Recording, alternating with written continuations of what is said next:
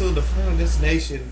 Part 5 is really part 1, and part 1 is really part 2, but part 2 is really part 1. No, the first one that came out in 2000 is really part 2, because they said something about a bridge. They kept trying to figure it out, but like that nigga from Candyman, the actor that plays Candyman, he's in all of them, but he won't tell everybody what the fuck is really going on. So, part 1 was the plane, part 2 was the wood on the highway, part 3 was the roller coaster, part 4 was the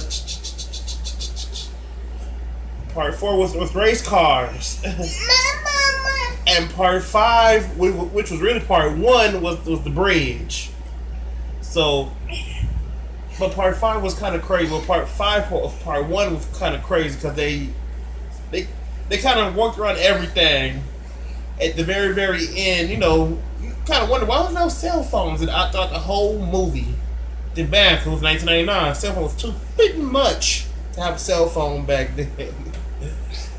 So at the very end was the bridge, which was really the first one.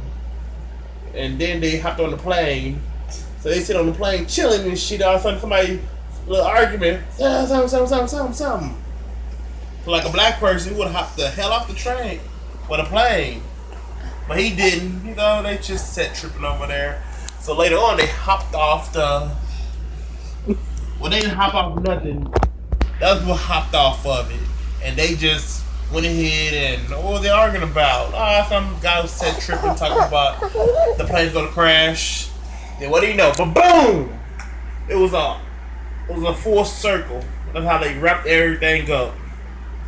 So the one before that was the Final Destination, was supposed to be the last one, but this one was just the destination or whatever. So there you go, my Final Destination theory. Subscribe.